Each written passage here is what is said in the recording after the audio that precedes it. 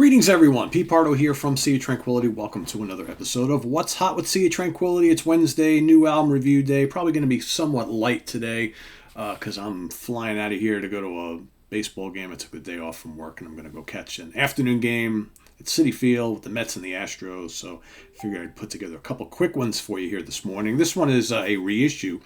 Actually came out last year, but I've only just gotten it recently, and I want to thank Davey Gallagher for kind of prompting me to investigate this one, because I got to say, before I picked up this reissue of this album, I was never a big fan of this album at all. The album I'm talking about is Whitesnake's Restless Heart.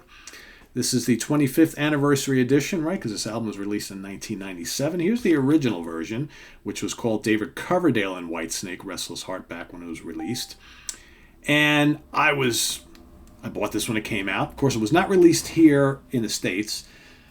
Basically, they were pretty much dropped by Geffen Records by this time, and this was 97. So quite a few years after the release of Slip of the Tongue, and basically Coverdale had put Whitesnake to bed at the time, and he wanted to release this as a solo album, as a David Coverdale album, and the label was like, well, would probably sell a lot more copies if it was a Whitesnake album. So I guess they somehow agreed to have it called David Coverdale and Whitesnake. It also happened to feature Adrian Vandenberg on guitar for, ironically, his first album as full guitar player in Whitesnake since he joined. And he had been with the band for, at this point, about a decade, or, well, had been associated with Whitesnake for about a decade, but never, co-wrote most of the Slip of the Tongue album, but did not play on the album due to injury. And, of course, Steve Vai came in and played all the guitar parts, although Adrian toured with the band relentlessly throughout that time period. So, why is this any different, you might ask? Well,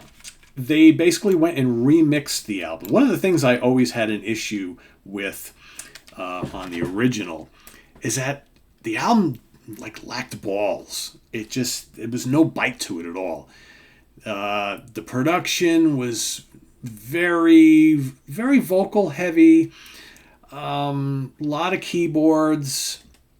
Not a lot of guitar. The guitar was there, but man, Adrian just seemed very tame on this album. And what's interesting is he had a hand in writing a lot of these songs. But the way the album came out, it definitely sounded more like a David Coverdale solo album, not a true raucous, bluesy, hard rock and Whitesnake album. So even though I always thought some of the songs were pretty good from a songwriting perspective, so kind of catchy and memorable, the album didn't rock enough for me. And I was like, and I just basically after a year or so, I just shelved it, and I probably only had listened to it maybe twice in the ensuing years. And as you saw, on a recent episode of the UK Connection, and even on my Whitesnake ranking show, this album is always ranked pretty much near the bottom of the catalog for me.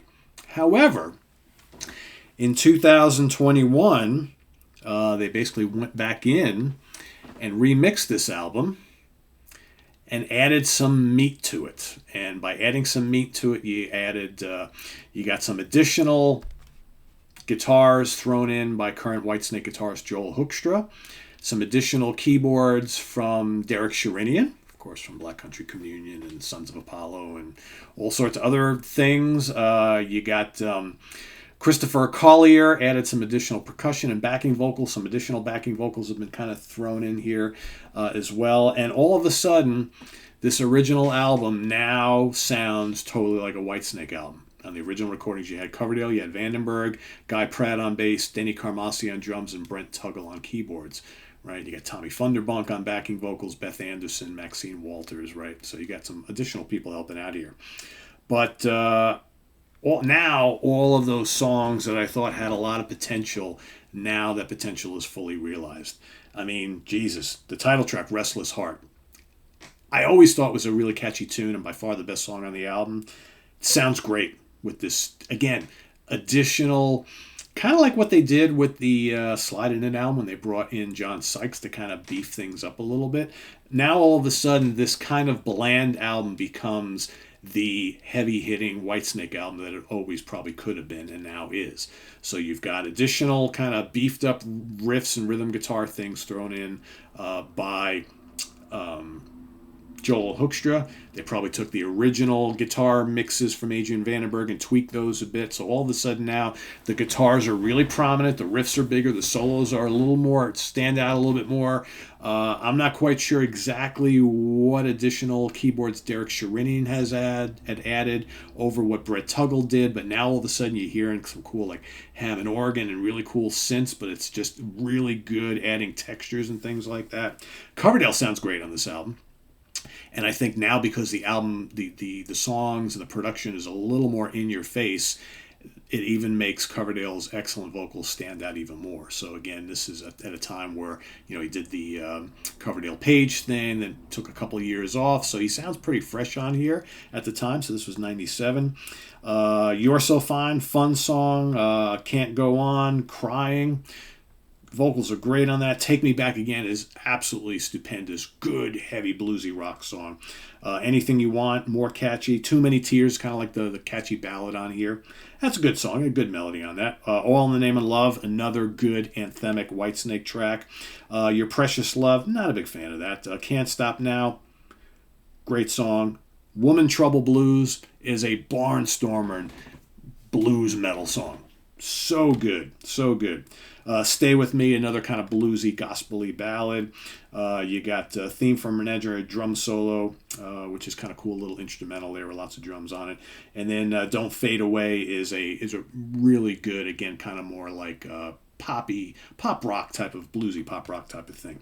So, yeah, I don't know, man. It's like all of a sudden now this becomes, I've been listening to this constantly, because to me it's almost like we've just got a new Whitesnake album. But yet it's like songs I kind of know but didn't appreciate back then. Now they're presented in a way that I really can appreciate it, and I think it's terrific. So for any of you who maybe bought this or heard this and just kind of like was like, unimpressed, well, give this a listen, because I think you probably will, if you're a longtime Whitesnake fan, I think you will appreciate what they've done to this album.